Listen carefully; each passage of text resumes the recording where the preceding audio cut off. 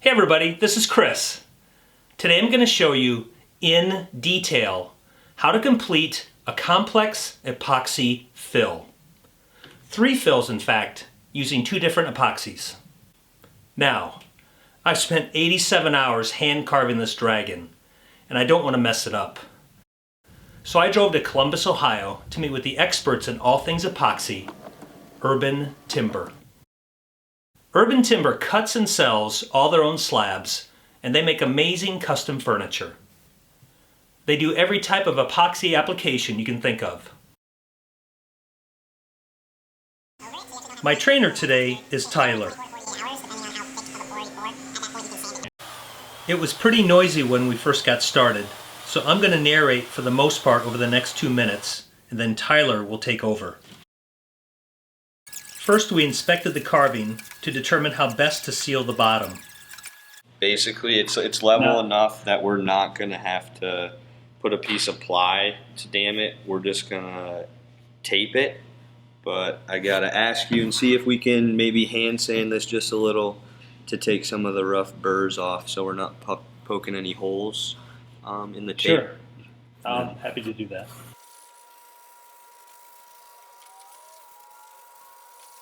We used SureTape HW300 and Gorilla Tape.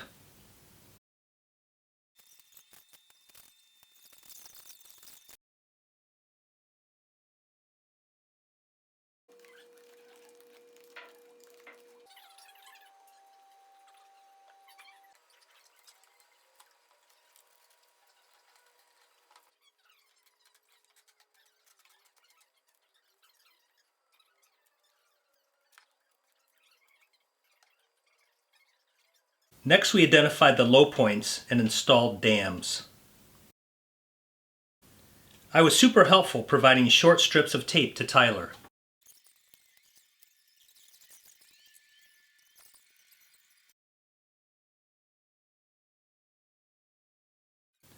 Next, we identified which areas the epoxy would flow from one area to the next due to cracks or holes, and which areas were completely isolated. So we identified the non-isolated areas and the isolated areas, and we'll talk about that more later. Finally, using a small square, we identified the lowest remaining point and used this as a basis to help calculate the volume of epoxy we would mix up. So we got it all damped, the piece is all prepped. We went ahead and did a rough measurement of the volume of material that we're going to use. We calculated just over 2 liters, but that's perfect because we're actually going to pour with Eco-Poxy's liquid plastic first to get most of the fill done. And then after that, you're going to come back next week and we're going to top coat it with their UV Poxy, which is a little harder and will give you a better finish for your piece. And we're starting with the plastic because you can fill larger volumes in one pour, right? Correct. So basically, this is a casting resin, which allows you to pour as big of pores as possible without any defects because it cures over such a long period of time.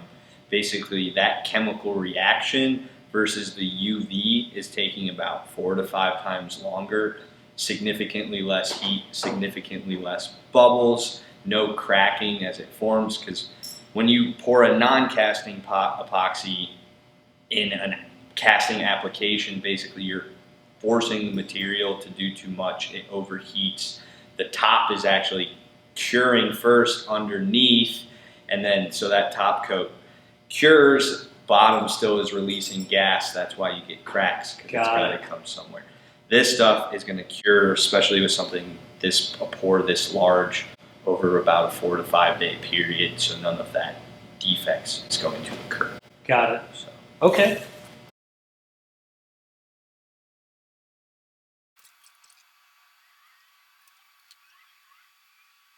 Okay, so now we're going to add color. So you just want to talk about what we're doing and why. Yeah, so we got our ratios mixed 1-to-1, 32 ounces, 32 ounces. Only reason we have 2 cups here is because we didn't have a large enough cup for this pour. So next step, we're going to add the red pigment. We're going to add it before we start mixing at all. That way when we're mixing the solutions together, it's a well homogeneous solution. That is my phone. So decent amount of dye we're gonna add. We're gonna mix for 2 to 3 minutes, probably 3 minutes, each of these. We're gonna set them in the kiln to actually get to 100 degrees. The material is gonna work better. And then we got a pot life of 4 to 6 hours basically after that. So we're gonna, just get mentally prepped for the pour, get everything ready, and then go for it. Awesome. So. All right. How do you know how much to add for this quantity? Really precise guessing. Okay. All right. So, I do epoxy basically every day. It's gonna be kind of as we go here, but I like to do 5 drops for every ounce. So technically this would be 160 drops, which I'm not going to count out. That's why I'm just squeezing this. Looks so cool in there.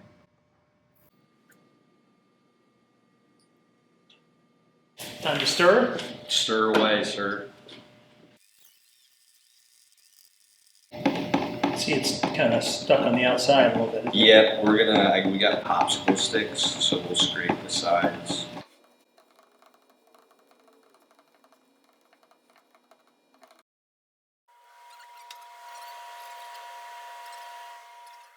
And what temperature are we trying to achieve? 100 to 105. It just helps bring some of that oxygen to the top, and we'll actually torch that initial oxygen off first before we pour it into the piece. Okay. And who are you? Tyler, Hilliard. The other Tyler. The other Tyler? And what's your specialty, Tyler? I'm the woodworker. Expert. The smart. So he's the smart one of the group, right? Yes. We sell just the woodworker. We sell projects, and then he figures out how to build them. Can you do this? Yeah, we'll figure it out. Awesome.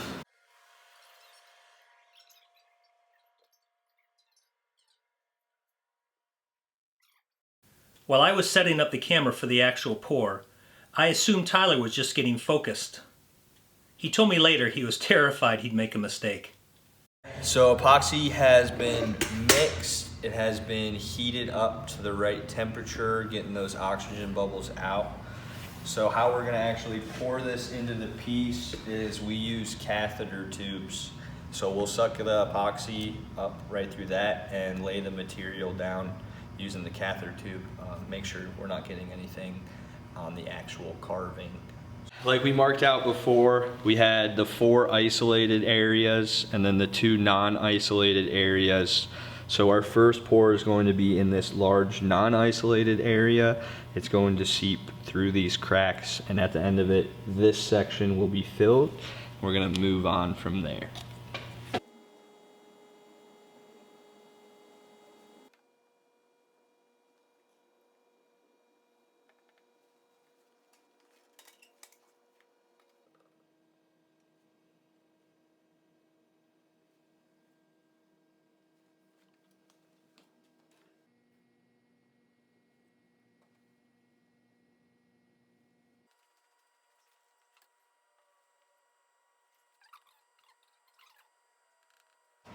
So I'm really just gonna I'm just gonna pick a center point and It doesn't really matter. nope, it's gonna flow. Find it.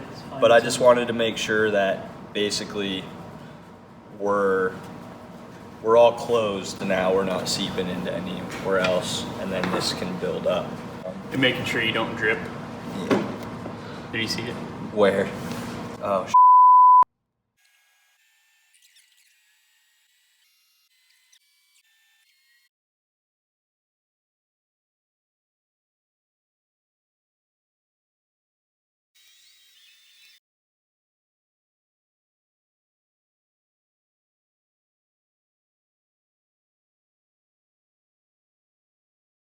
we're just gonna torch really quick.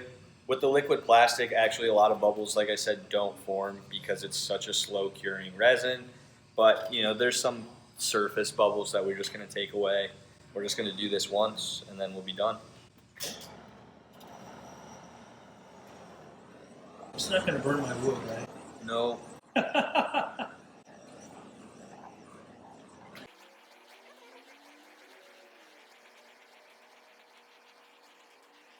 Okay, so we finished day one. You want to just take us, let's summarize day one and talk about the next steps. Yeah, so Chris came in, brought us this piece this morning. You saw the process. First thing, we kind of sanded off the bottom, taped it all, created our dams. You can see one here, two here. Found a reference point from there, figured out the volume of material that we wanted to fill. Went ahead, mixed the epoxy, heated it up, mixed it again, set it in there. So this was the liquid plastic, and this, like Chris said, was phase one of our pour. So we probably got a decent 3/4 inch pour through the whole thing. That's gonna set over the next 5-6 days. You're gonna come back in about a week. We're gonna use the UV Poxy to top coat it, probably put another 1/4 to a 1/2 inch on top of that. That's gonna create a strong surface for you. You good to go with your chair?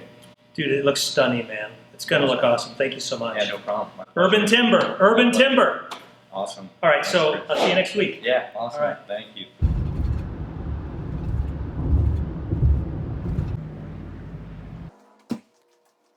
Morning, Tyler. Good morning, Chris.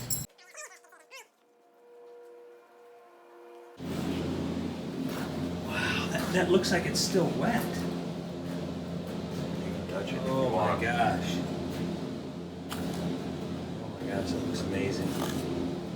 All right, we're at day 2, a week from, okay, let me start over.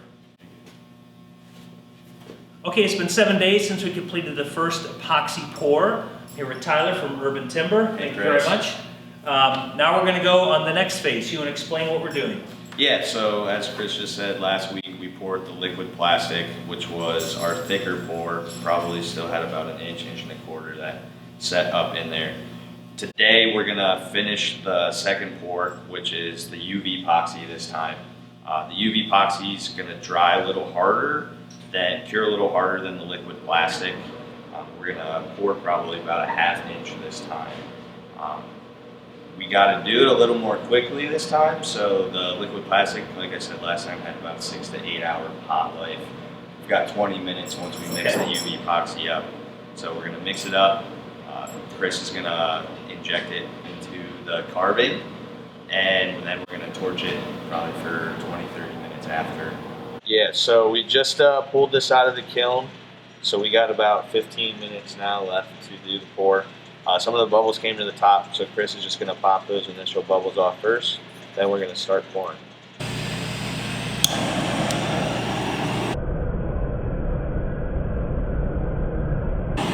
They came right off. Yeah.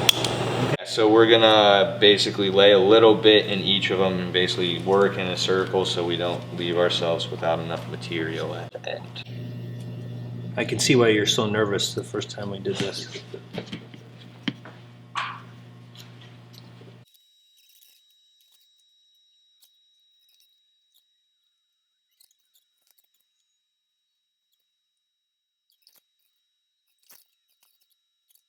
Just got done with the pour.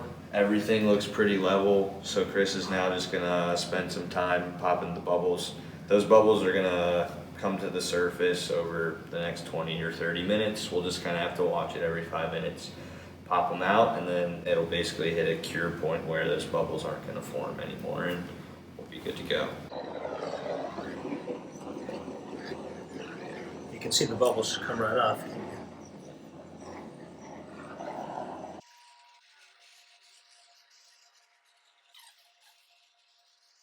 Well, we finished the pour. It looks amazing, better than I ever expected. I want to thank Tyler from Urbn Timber. You're amazing. You're the expert. My pleasure. The guru. Thank you so much. And if any of you are live in the Central Ohio area and want to get some amazing wood slabs or tables that's related, they do amazing work. I have all their contact information in the description section. So now I'm going to take this back to my shop, let it cure for at least 48 hours, and then do the final phase of the pour. Appreciate it. Awesome. Yeah, awesome. thank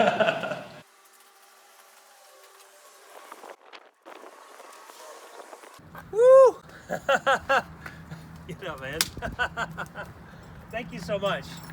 Urbn Timber, Columbus, Ohio. Look them up.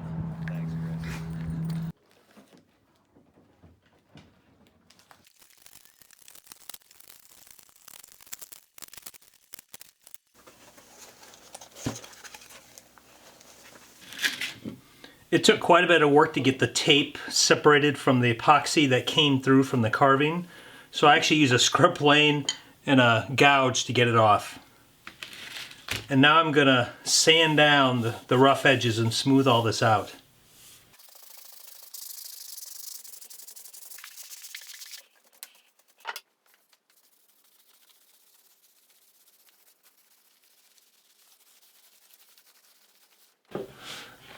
All right, everything's cleaned up, all the tape is off, everything's sanded down.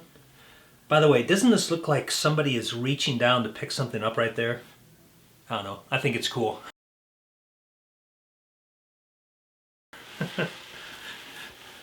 Now for the next epoxy pour. You can see where there's walnut on walnut, there's not much definition. And so I'm gonna carve some small narrow channels here and put some red epoxy in here. That'll really bring out the definition of the head and other spots. Here we go.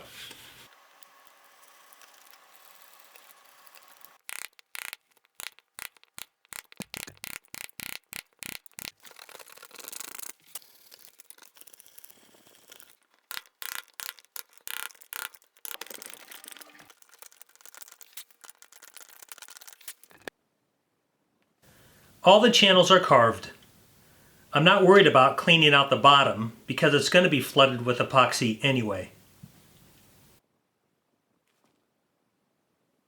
I'm just about ready to begin the pour. First, there's a couple of cracks that go from the inside all the way to the outside. So I put some Sure tape on the outside to make sure that the epoxy doesn't leak through. Secondly, I've carved 7 isolated channels. 5 of which I can pour the first time, and then 2 of which I have to come back and do later. And that's because I'm going to have to tilt the piece slightly so it's all level. There's quite a bit of variation in the thickness of this carving, so I got to compensate. Now I'm the one who's terrified.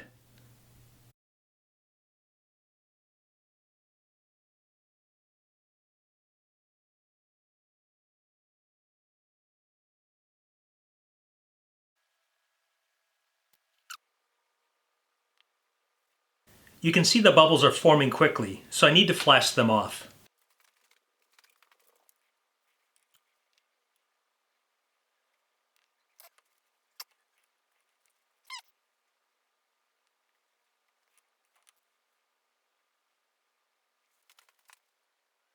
I flashed off the bubbles with the flame for about 30 minutes after the pour was complete. All right, I completed the first pour. And since I had some extra left over, I just did an initial pour on the 2 areas that are going to require some more fill tomorrow. So I'm going to let this cure overnight and then come back and tilt the piece and then fill in these final 2 areas. You can see where I need to add more, but it's full down here, so I have to tilt it so I can fill in that area. Same with this area over here. It's full at the bottom, and I got to tilt it so I can fill up the top.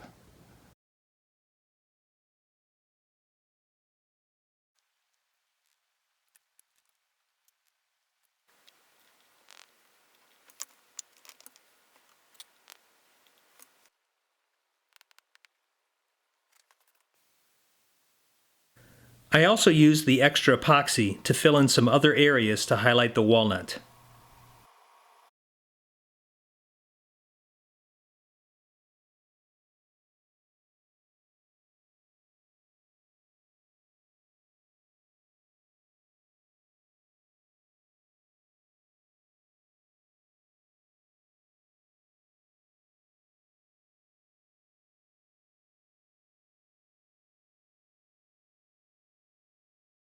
Hey, I just want to give a quick shout out to Urbn Timber.